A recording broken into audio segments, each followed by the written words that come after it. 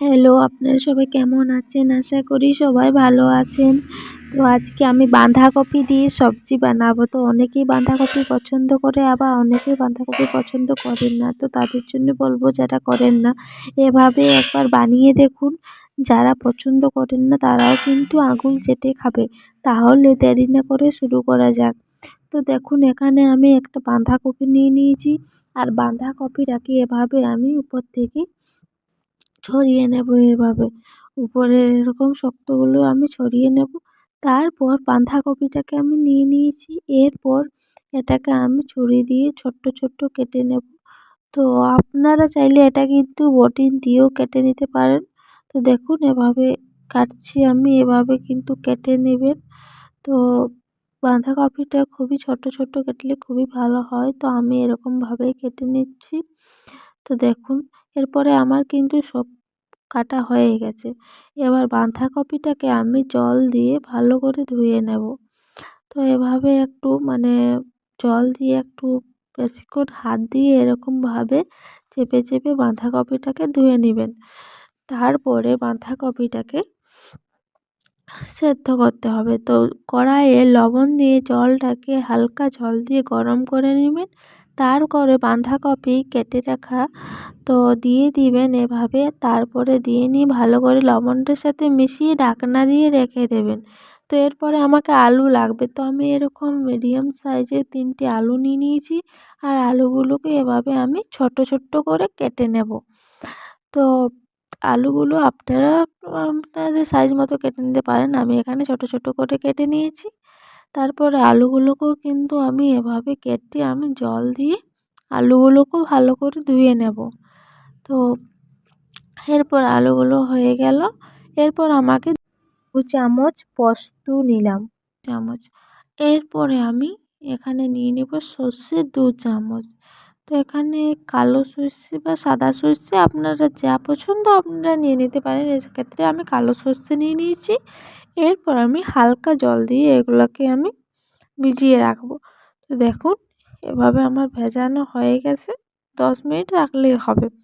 এরপর আমি কড়াইকে উনুনে চাপিয়ে দিয়েছি 2 চামচ মতো তেল দিয়ে, আর হালকা আমি চিনাবাদাম দিয়ে আমি ভেজে নিচ্ছি চিনাবাদামগুলোকে। তো এরপরে কিন্তু ঢাকনা দিয়ে দিয়ে চিনাবাদামগুলোকে আমাকে ভেজে নিতে হবে। তো দেখুন এভাবে আমি ঢাকনা দিয়ে দিয়ে ভেজে নিচ্ছি, আর দিয়ে দিয়েছি আমি 2টো লঙ্কা। তো লঙ্কাগুলোকে চিনাবাদাম দিয়ে আমি একটু ভালো করে ভেজে নেব। তো তারপর আমার ভাজা হয়ে গেছে। এরপর আমি কড়াইয়ে আবারও আমি তেল নিয়ে নিয়েছি। দেখুন এরপরে তেলটাতে আমি 2টো শুকনো লঙ্কা দিয়ে দিয়েছি, আর কালো জিরে দিয়ে দিয়েছি 1 চামচ। এরপর এগুলোকে আমি নাড়ানাড়ি করে শুকনো লঙ্কা আর জিরেটাকে আমি ভেজে নেব। তো দেখুন এভাবে আমি নাড়ানাড়ি করে ভেজে নিচ্ছি। এরপরে আমাকে ধুয়ে রাখা আলুগুলো আমাকে দিয়ে দিতে হবে। তো দেখুন এরপরে আমি আলুগুলোকে পরিমাণ মতো লবণ দিয়ে দেব, আর এগুলোকে আমি ভেজে নেব। তো এরকমভাবে আলুগুলোকেও কিন্তু একটু ঢাকনা দিয়ে দিয়ে ভালো করে ভেজে নিতে হবে। এরপর আমাকে এখানে নিয়ে নিতে হবে টমাটো। তো এখানে আমি একটা মিডিয়াম সাইজের টমাটো নিয়ে আমি ছোট ছোট কেটে নেব। তারপরে মিক্সিয়ে পেস্ট করে নেব। তো দেখুন এরপরে আমি টমাটোর সাথে কিন্তু চিনাবাদামও দিয়ে দিয়েছি, আর ভিজিয়ে রাখা পোস্ত আর সর্ষেটা দিয়ে পেস্ট একটা বানিয়ে নিচ্ছি। তো দেখুন পেস্টটা কিন্তু এভাবে হয়ে গেছে। এরপরে আমি কটা আদা কুচি ওটাতে আমি দিয়ে দিচ্ছি। এরপর আদা কুচিটা দিয়েও এরকম পেস্ট বানিয়ে নিচ্ছি। তো দেখুন এরপরে আমার পেস্টটা কত সুন্দর হয়ে গেছে। তো আমার পেস্টটা রেডি হয়ে গেছে। এরপর আমার কিন্তু আলুগুলোকেও ভাজা ভাজা হয়ে গেছে। তো আলুগুলো এরপরে আমি তুলে নেব। এরপর আমার আলুগুলো হয়ে গেছে, এগুলোকে আমি তুলে নেব বাটিতে। তো দেখুন আমার বাটিতে তোলা হয়ে গেছে। তো এরপরে আমাকে যেটা নিতে হবে সেটা, এরপর আমাকে কফিটাও কিন্তু দেখতে হবে। কফিটা কিন্তু এবার পর আমার সিদ্ধ হয়ে গেছে প্রায়। তো দেখুন এভাবে আমি ঢাকনা উঠে দেখছি, তো সত্যি কফিটা সিদ্ধ হয়ে গেছে। জলটা শুকিয়ে গেছে, যেহেতু আমি হালকা জলে সিদ্ধ করতে দিয়েছিলাম। তো এরপর আমি কফিটাকে তুলে নেব। তো দেখুন এভাবে আমি কফিটাকে সবকটাকে আমি তুলে নিচ্ছি। তো এভাবে যদি আপনারাও হালকা জল দেন তাহলে কিন্তু কফিটা খুব তাড়াতাড়ি সিদ্ধ হয়েই যাবে।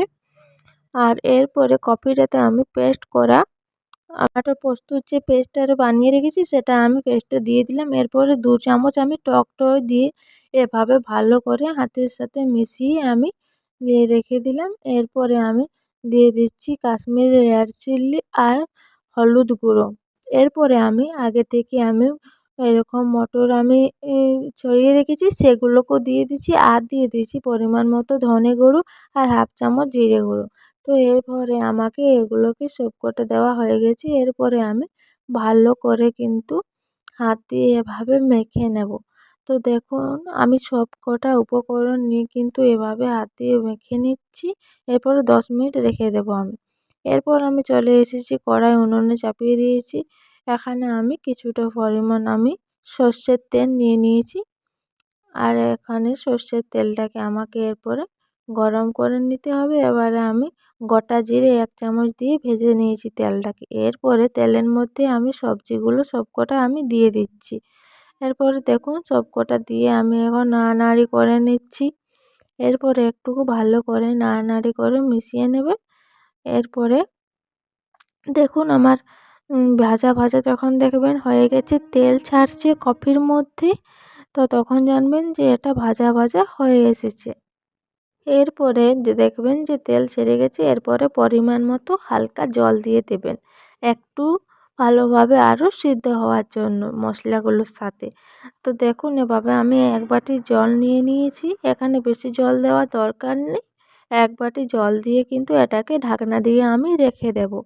তো এরপরে আমি এখানে 15 মিনিট মতো রেখে দেবো। 15 মিনিট পর দেখুন আমি ফিরে এসেছি। আমার জলটা সব টেনে গেছে।